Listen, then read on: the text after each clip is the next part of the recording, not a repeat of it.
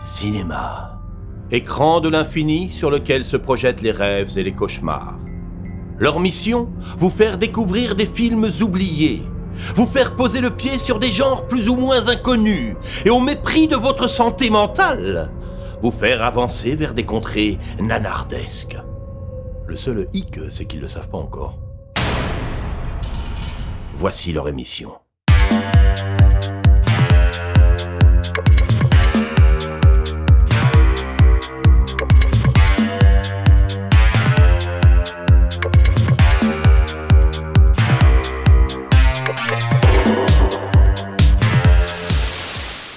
Bonne année et bienvenue dans ce deuxième épisode de VHS. Visionnage hautement subjectif. Oui, et on est très content de vous retrouver pour cette nouvelle année. Voilà, pour 2017. 2017, l'année du cinéma. Des promesses.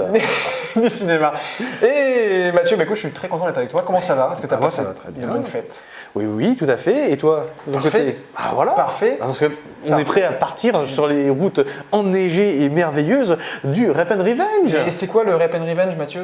Ah, c'est un genre cinématographique, c'est un sous-genre du thriller où il s'agit de voir des gens qui ne demandaient rien à personne et qui se font agresser d'une manière que la décence ne nous permet pas de développer ici. On peut dire violer?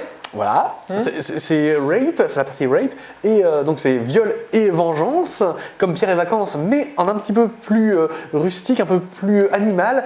Donc la partie ensuite vengeance, c'est quand il faut que les victimes se vengent, justement, Exactement. avec moult actes barbarie préalables sur les salopards qui l'ont bien cherché. Voilà, ça commence généralement comme une histoire de Martine à quelque part, mais ça finit mal et ça finit à Martine à mal quelque part. Voilà, non, j'avais envie de dire ça, je sais pas pourquoi. Ensuite, c'est Martin qui a mal. C'est Martin qui a mal. Donc voilà, et ça me semblait intéressant de venir de parler de ce thème-là qui a été pioché au hasard, le mois dernier bien sûr. Donc c'est la parce faute que c'est un autres. thème, c'est un genre qui n'est pas forcément très répandu, même si on en a forcément déjà vu un en fait. Oui. Voilà, et on va commencer à en parler avec le premier film, et c'est à Mathieu. La sélection de Mathieu. Donc on va commencer avec The Last House on the Left de Wes Craven. La dernière maison sur la gauche. À ne pas confondre avec la maison au bout de la rue, Oui, la dernière maison avec Jennifer Lawrence, qui est un thriller aussi. À ne pas confondre avec La cabane dans les bois. À ne pas confondre non plus avec son remake de 2009. Exactement. Parce que là, il s'agit du film. Alors, voilà, que je ne me trompe pas d'année. C'est ça m'a marqué. Non, là. Mathieu, il n'a pas su. Et à ne pas confondre avec La petite maison dans la prairie, mais ça, bien sûr, vous le savez déjà. C'est les années 70. Donc, la dernière maison sur la gauche de... Wes Craven, qui nous a quittés il y a quelques années maintenant, mais dont le souvenir est toujours vivace, vu que c'était son premier film, La dernière maison sur la gauche, et c'était surtout un film qui a fait scandale aux États-Unis, donc les années 70, et il restait encore beaucoup de bastions de la morale qui n'avaient pas été écrasés sous le rouleau compresseur de la libération aussi bien sexuelle que de la transgression en général. Et bien ce film-là... Ça raconte quoi? Ah oui, je vais te le dire, je vais vous le dire. Il s'agit de l'histoire de deux jeunes filles, une qui va fêter son 17e anniversaire et qui donc emmène son amie pour fumer de la marijuana. Malheureusement, évidemment, la marijuana c'est pas bien, vous voyez, et il se trouve que les dealers vont... Non pas dire l'heure, mais... Voilà. Et ils vont leur faire apprendre autre chose, leur faire voir le loup d'une manière malheureusement horrible, puisque les deux jeunes filles vont mourir et les dealers, eux, vont se retrouver face aux parents des victimes. J'en dis pas plus. Mais en tout cas, ça a choqué donc l'Amérique parce que justement, pour une fois, c'était un film qui transgressait les codes moribonds du code ACE, qui était en agonie depuis déjà 10 ans, quoi. Mais disons, ça n'avait pas encore été fait. Un tel degré de violence, un tel degré aussi d'ironie, on parlait de complaisance, mais aussi et surtout d'amoralité. Puisque c'est un film qui est très amoral. On est à la fois pour et contre tous les personnages, parce qu'on peut avoir de l'empathie pour tout le monde, même les salauds.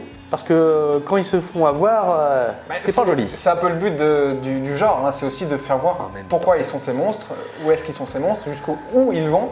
Et du coup, tu veux nous donner ton avis, Mathieu, sur le film indirectement.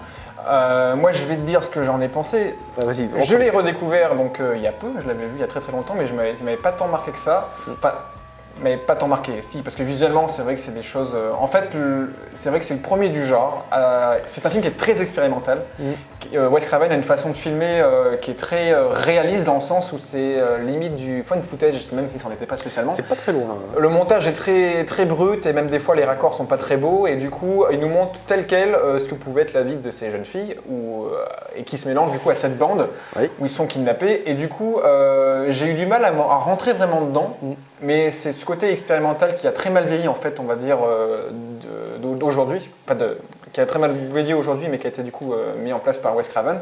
Il faut rappeler que Wes Craven, du coup, c'est celui qui a fait les Scream, c'est celui qui a fait les premiers Collines à des yeux, voilà. Donc c'est un grand maître aussi.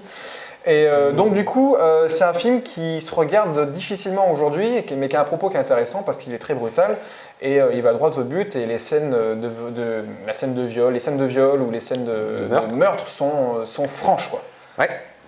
Sont vraiment franches. Tu l'as bien dit, le film a mal vieilli. Alors Wes Craven, c'est un réalisateur qui a eu son heure de gloire, qui malheureusement n'était pas un très grand, très bon réalisateur, mais il avait un talent, c'est de faire des films séminaux, c'est-à-dire des films qui ont créé des genres, créé des tendances. La Colline à des yeux a lancé le genre du survival rural. On parle bien des originaux, hein, pas de ceux d'Alexandre Aja. Voilà, mais donc la dernière maison sur la gauche, ça a été un film justement qui a lancé la version moderne du Rape and Revenge, parce que on en parlera dans le débat. Effectivement, ce n'est pas le premier Rape and Revenge, de loin, mais c'est le premier en tout cas à codifier la façon actuelle de les faire. Mais de raconter cette histoire de viol et de vengeance. Je pense que du coup, tu faisais notamment référence à La Source. De Ingmar Bergman, voilà, tout à fait. Pareil, c'est une petite fille qui se fait violer par des pêcheurs. Oui, par des paysans. Par des paysans, donc, elle se fait tuer. Et c'est le père qui va venger. Là, exactement comme dans la dernière maison sur la gauche, là encore une fois, c'est la famille qui venge l'être perdu, plutôt que la victime qui venge son honneur perdu. Mais d'autant plus, c'est que quand ils apprennent que ces ravisseurs ont tué leur propre fille ou leur propre fils, par exemple, ils ne le savent pas. Ils le savent indirectement. Généralement, ces personnages en tout cas dans ce film, sont allés dans la maison des parents par hasard, donc la dernière maison sur la gauche. Et voilà, donc qu'est-ce qui frappe le plus au-delà du casting qui n'est pas très connu en fait dans le film, c'est plutôt au niveau de la mise en scène. Donc moi j'en ai dit quelques mots. Est-ce que toi Mathieu, ça t'a choqué cette façon de revenir à un côté expérimental mais qui est désuet en fait maintenant? En fait, c'est pas que ça m'a choqué et c'est pas le côté expérimental. Enfin, c'était expérimental à son époque, mais en fait c'est plutôt que c'est du cinéma qu'on pourrait dire gonzo. C'est un cinéma qui a été fait avec très peu de moyens, ça se sent.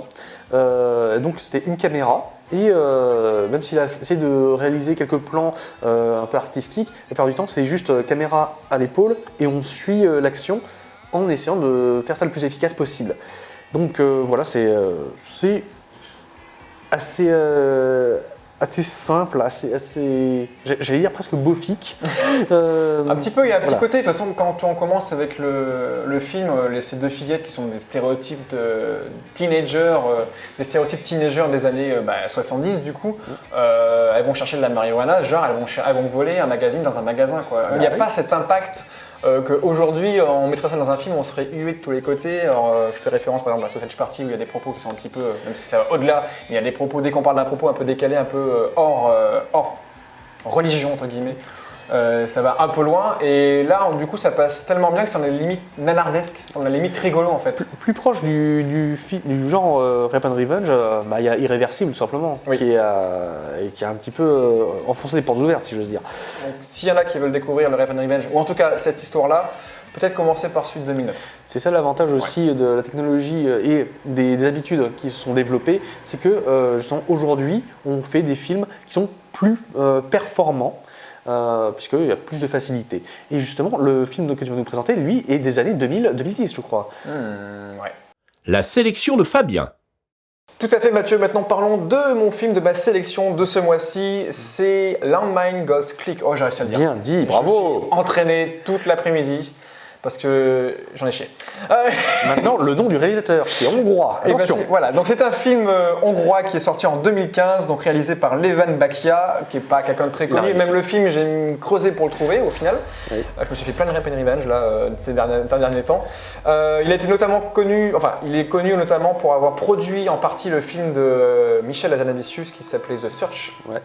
Donc voilà, mais sorti. c'est un réalisateur du coup local, en tout cas par chez lui, en Hongrie. Que raconte Landmine Ghostlick? Alors, soit je fais la version une phrase, soit je fais la version 3 phrases. Mathieu, tu choisis quoi? Alors moi je dirais la version 3 phrases parce qu'il y a 3 phases dans ce film. Exactement, le film est bien structuré en 3 parties. Que raconte le film? En fait, on va suivre un petit groupe de jeunes qui va aller faire de la randonnée en Géorgie. Et il y a dans ce groupe donc 3 personnes. Il y a le petit ami, la petite amie et le meilleur ami. Et le petit ami sait que la petite amie a couché avec le meilleur ami. Et du coup, il décide de se venger et de le placer plus ou moins facilement sur une mine afin qu'il décide de voir son erreur et de savoir s'il aime vraiment sa petite copine. Voilà. Et tout va basculer à un moment. Et je ne vais pas trop en dire. Parce que c'est vrai que le film est assez complexe dans un sens. Parce qu'il y a vraiment ces 3 parties. La première phase où on découvre cette bande de jeunes. La deuxième phase où là, le mec est vraiment bloqué sur une mine et doit réagir en fonction de ça.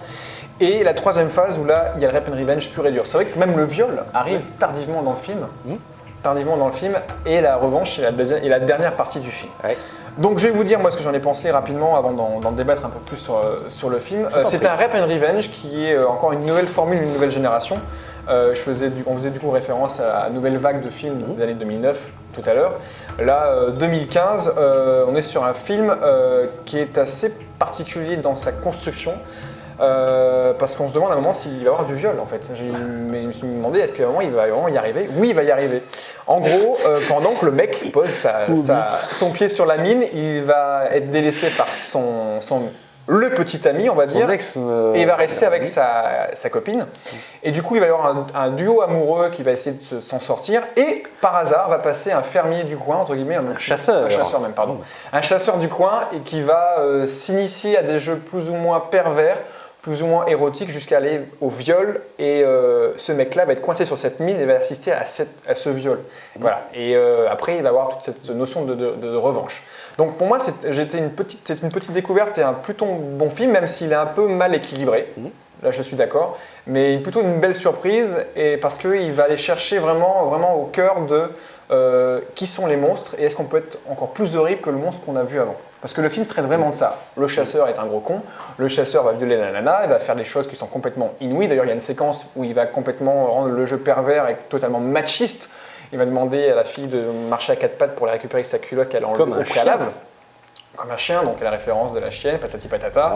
Il y a tout ça. Et ce garçon qui va être face à ça, qui va presque rien pouvoir faire tout le long du film, va se venger à la fin d'une façon qui va le rendre encore plus monstrueux, parce qu'il va décider de faire la même chose à la famille de ce chasseur. N'en dis pas trop. N'en dis pas trop. Mais voilà, il fallait que on spoil un petit peu, mais on est un peu obligé pour en parler et pour en débattre un petit peu. Mais tu t'en as pensé quoi, toi, de ce film? En même temps, entre guillemets, on peut spoiler parce que c'était pas un film de retournement. C'est pas un twist qui amène un changement. Disons, ce sont 3 grandes phases, 3 grandes scènes qui, justement, c'est une montée progressive de tension. Qui est aussi dérangeante par son côté genre réaliste. On s'attend effectivement qu'une scène comme ça monte comme ça dans la réalité, si j'ose dire. Mais comme le disait le Joker, il suffit d'une mauvaise journée pour basculer dans la folie. Ah, ça. Et il se trouve que oui, de la folie il y en a, que ce soit la folie d'un mec bourré qui cause ensuite la folie froide. Oui, parce qu'il est bourré le chasseur, on apprend à la fin en fait. C'est son problème. Et ensuite, il y a la folie froide, justement, de la vengeance et de toute l'horreur que ça peut apporter. Donc, déjà, c'est un huis clos. J'aime les huis clos. Un huis clos en extérieur, c'est original, parce que c'est la mine le prétexte en fait. Enfin, en extérieur pour les 2 premières phases et en intérieur pour la dernière phase. Un film assez pervers aussi, sur pas mal de points, puisqu'on peut voir l'idée de préparation. Ça, c'est un truc assez intéressant. Sinon, il faut bien avouer, c'est très simpliste dans sa construction. Donc, même si ça écrème bien sa façon de faire, c'est bien qu'on ne s'ennuie pas vraiment, on a dit il y a 3 phases. Et effectivement, on pourrait résumer ça en 3 phrases. Ouais. Donc c'est ça ce qui est un petit peu dommage. Mais en même temps, ça fait le taf et ça rend les personnages attachants et détestables. C'est bizarre que le film ait pas été plus distribué que ça, parce que je trouvais que même si le film est assez simple, la construction est simple, la mise en scène est plutôt intéressante. Il y a vraiment il y a vraiment un petit peu de budget, on sent qu'il y a des plans en hélicoptère ou en drone, je ne sais pas. Oui. Il y a vraiment une mise en tension qui est là, et ce côté un petit peu mise en tension, cet effet de cocotte minute en fait, est engendré par cette mine qui va exploser ou pas, parce que l'intérêt aussi, il se passe des choses dessus, mais c'est le mec qui est sur la mine depuis pendant 1 heure dans le film, presque, est-ce qu'elle va exploser, parce que est-ce que c'est une mauvaise blague qui dérive mal, parce qu'au final c'est ça, c'est une mauvaise blague qui va, une blague plus ou moins, une vengeance plus ou moins sévère, il y a double vengeance en fait dans le film, c'est ça qui est intéressant, il y a la vengeance du petit copain qui se sont trompés, et du coup après il va y avoir la vengeance de la petite copine violée par son meilleur ami. Enfin, c'est pas la petite copine qui venge parce que... Non, parce que quick. Parce que on vous en dit pas plus. Et Landmines, Goz, et il y a le click et le quick. Voilà. Donc voilà, c'était un thème plus ou moins particulier aujourd'hui, mais c'est important d'en parler parce que c'est un thème de cinéma et le cinéma raconte plein de choses. Bon, ben voilà, on attend encore ce moment-là avec impatience, sinon ça va être un peu la gimmick aussi maintenant à chaque fois. L'invité, et on va accueillir du coup un réalisateur nantais. Nantais, effectivement, une star locale, Franck Jounot. A tout de suite. L'invité du jour. Et ça y est, maintenant nous sommes du coup avec notre invité du jour. Franck Jounot. Bonjour Franck, ça va? Bonjour Mathieu. Bonne année. Bonjour Fabien. Oui, bonne année, mais bonne année, absolument. Tout à fait. On l'espère. Donc Franck, je te présente en quelques lignes, en quelques mots, ce que j'ai trouvé sur la toile du web. Donc tu es cinéaste et aussi enseignant dans une école de design sur Nantes. Absolument, dans plusieurs écoles même. Dans plusieurs écoles. Tu as monté une association Un château dans la brume, production, où tu écris tes films et tu collabores notamment avec Guy Autré, qui est ton collaborateur de toujours, si j'ai bien compris. Depuis le début. Depuis le début. Et si on t'a invité, en tout cas plus aujourd'hui, en tout cas ce mois-ci, c'est parce qu'il y a une rétrospective de tes films qui se déroule, donc ça a commencé le 28 décembre et ceci va jusqu'au 24 janvier. Donc dépêchez-vous d'aller jeter un œil. Mais pour ça, il faut que vous soyez parisien. Voilà, parce que ça se passe au cinéma Saint-André-des-Arts, c'est ça à Paris, et donc 10 ans de cinéma, et il y a du coup, si je me rappelle bien, 8 films. 8 films Ouais. à peu projetés. Voilà, 8 films. Une sacrée rétrospective, donc Ouais, ça fait quasiment un film par an, comme vous dit Hélène. C'est vrai. Et j'alterne entre un long métrage et un court. Voilà. D'accord. Ouais. Donc du coup, 10 ans que tu fais du cinéma, et la première question que j'ai envie de te demander, c'est comment est arrivé ce goût de faire du cinéma? Bah écoute, c'est très simple. D'abord, j'adore le cinéma, sans doute à cause de ma mère qui m'a toujours poussé à aller voir des films. Elle aussi très cinéphile. Donc en fait, j'ai toujours été baigné là-dedans. Et puis ça m'a toujours intéressé. Mais le cinéma, quand t'es pas né dedans, ça fait peur. Donc, en fait, j'ai mis du temps, et puis ça fait peur, et puis en plus, ça a coûté très très cher, ce qui n'est plus le cas maintenant. Donc, en fait, je me suis décidé à me lancer en 2004, à partir du moment où le cinéma est devenu abordable, tout simplement. Voilà. Avant, j'avais envie, mais voilà, c'était très compliqué. D'accord. Mais on a pu remarquer que ce soit dans votre site ou bien en visionnant quelques-uns de vos films, je pense que vous avez des thématiques très particulières et une façon de le raconter aussi qui est assez unique. Est-ce que vous pouvez nous parler de votre processus d'écriture ? Alors bon, le processus d'écriture, d'abord, il faudrait que Guy soit avec moi parce que bon, c'est l'intellectuel de la bande quand même. Moi, je suis surtout un raconteur d'histoire. Donc lui comme moi, en fait, on a envie d'aborder pas mal de thèmes, que ce soit des thèmes politiques, sociologiques, des thèmes d'actualité. On parle de sujets, on a envie de raconter des choses. Et puis... mais c'est vraiment lui la tête pensante, celui qui a les références.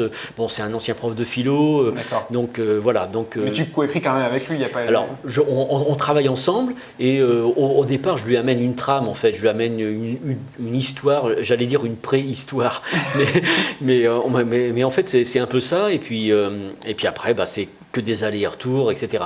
Mais c'est quand même lui, le poète, c'est lui qui sait manier les mots, c'est lui l'écrivain surtout. Moi, je suis surtout un raconteur d'histoire. D'accord, et les dialogues aussi, du coup, parce que c'est vrai que ça se ressent beaucoup dans en tout cas dans quelques films que j'ai vus de toi. C'est très métaphorique, il y a beaucoup Tout à fait. d'arrière-pensée, de profondeur, plusieurs strates. Tout à fait. Par contre, je voulais dire, donc la caméra, c'est toi qui la tiens, c'est toi qui justement peint en quelque sorte. C'est un véritable tableau vivant que. Ah oui, parce que même si c'est un cinéma un peu guérilla, parce que c'est avec peu de moyens, c'est pas complètement indépendant. On voit quand même qu'il y a une bonne recherche esthétique sur beaucoup de points. Et puis aussi le côté science-fiction ou psychologie pour le dernier film, Mon nom est Ed, c'est vraiment un habillage particulier. Tout à fait. Je pourrais te dire, c'est un peu logique parce que c'est dû à ma formation. Moi, je suis illustrateur de formation et j'ai fait des expos de peinture toute ma vie, donc avec un peu de photographie, donc c'est mon univers ça. Et d'ailleurs, si quelque part je suis entre guillemets assez à l'aise dans le monde du cinéma, c'est que quelque part je maîtrise tout ce qui fait le cinéma, c'est-à-dire l'image, le son, parce que j'ai fait de la musique pendant 20 ans, donc si tu veux, tout ce qui fait le cinéma, je l'ai abordé séparément avant, donc c'est vrai que ça ne me pose pas de problème de gérer la partie graphique, en tout cas. C'est charnel, c'est instinctif, c'est viscéral, quoi. Donc c'est... Oui, sans doute, mais en tout cas c'est ma vie. Voilà, j'ai commencé à dessiner à 13 ans, j'ai fait de la bande dessinée tout de suite en créant des magazines avec des amis, j'avais 13 ans. Je rebondis sur ce que disait Mathieu, c'est vrai que c'est un peu du cinéma guérilla dans le sens de mettre en place le projet, de préparer le tournage. Comment ça se passe ? Est-ce que chaque projet, forcément chaque projet est nouveau, mais est-ce que tu as l'habitude de l'aborder de la même façon et de mettre en place les tournages ? Comment ça se passe ? C'est-à-dire que en fait, moi j'ai l'habitude de créer des procédés qui me permettent de faire le film. Comme j'ai l'habitude de le dire, je fais des longs métrages certes, mais des longs métrages en 1 semaine ou 2.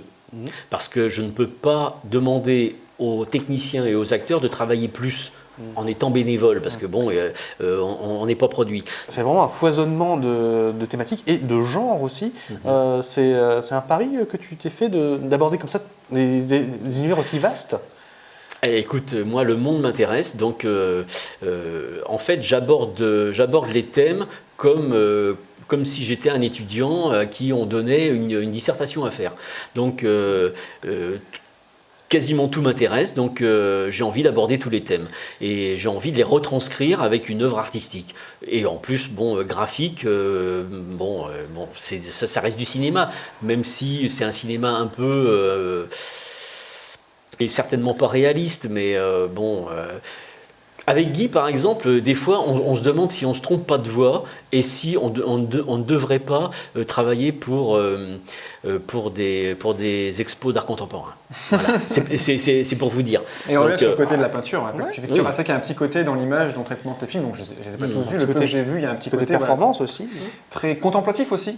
Absolument. Dans la façon de voir les choses et la façon de les décrire, et puis il y a cette profondeur, ces métaphores qui sont là. Effectivement, mes influences, c'est plutôt Bergman, Tarkovsky, à la rigueur Terrence Malick récemment.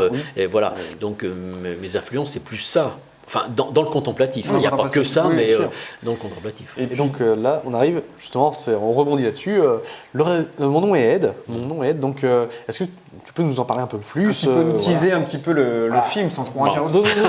Encore. Alors, Mon nom est Ed, en fait, ça parle de la création de la réalité pour tout un chacun. C'est-à-dire que je pars de l'homéostasie. L'homéostasie, c'est comment survivre et comment chacun, mais pas que l'être humain, parce que c'est à partir d'une cellule simple, comment la cellule en fait va rechercher des milieux qui lui conviennent. Donc à l'échelle de l'être humain, c'est cette recherche de bien-être. Donc on fuit ce qu'on n'aime pas et on se rapproche de ce qui nous convient. Et en fait, on se crée une réalité en fait avec l'analyse qu'on fait du monde qui nous entoure. Et donc, c'est l'interprétation des codes et des signes qui, en fait, bâtit cette réalité. Alors, tout ça pour dire qu'on ne vit pas forcément la même réalité, tout le monde, et que dans le film, on présente quelqu'un qui a vous allez me dire encore un amnésique, parce que bon, dans le Réveil d'Hector, ça en était un aussi, mais bon, l'amnésique a quelque chose d'assez pratique. Donc, parce qu'il doit se reconstruire. Et donc là, effectivement, on présente cette personne-là qui a quelques soucis dans l'analyse des signes et des codes. Et donc, il n'arrive pas à bien cerner sa réalité et avoir une réalité stable, en fait. Donc, on le présente comme quelqu'un de soit manipulé, soit c'est un schizophrène. On le sait à la fin du film. Donc, voire plus. Voilà. C'est cette façon de nous perdre dans tes films, et donc du coup, on suivra avec attention la sortie de Mon nom et Ed, du coup, qui sort, tu m'as dit Alors, le 23 mars au cinéma Bonne Garde. Le 23 mars au cinéma Bonne Garde. Par rapport à la semaine de la santé mentale. D'accord, très bien. Dans un cadre en plus. Donc, un rendez-vous qui est pris. On mettra tous les liens dans la description, 23 et puis mars. vous pouvez voir les liens qui s'affichent à l'écran directement. Et du coup, je reparle encore de cette rétrospective des films de Franck Junot, du coup, qui se déroule donc jusqu'au 24 janvier. Vous avez encore un petit peu de temps, amis parisiens. Ouais, dépêchez-vous encore un petit peu. Donc au cinéma Saint-André-des-Arts à Paris, 10 ans de cinéma, 8 films. On te remercie d'avoir été avec nous, Franck. Merci à vous. Et puis le gimmick maintenant, c'est l'invité qui pioche le thème de l'émission future. Je vais chercher ma petite boîte magique. Mathieu va sortir son chapeau. Attention la coiffure. Hop là. Hop là. Et donc, mélange bien. Il y a des fautes thèmes. Tac, tac, tac, tac, tac, tac, tac. Hop là. Bon, ah si, en plus. Je lis ? Oui, tu peux dire à voix haute. L'Heroic Fantasy. Oh, le mois prochain, donc au mois de février, nous parlons d'Heroic Fantasy. J'ai hâte. Ah oui. Pas toi, Mathieu? Ah bah si. Du coup, je vous remercie tous. Je remercie Franck d'avoir été avec nous. Je remercie Mathieu. Je remercie tous les techniciens qui étaient avec nous. Merci, les gars. Merci à tous. Et on se retrouve du coup le mois prochain pour le 3e épisode de VHS, visionnage hautement subjectif. Et Franck n'aura pas dit le contraire. Et je vous dis à bientôt. Ciao.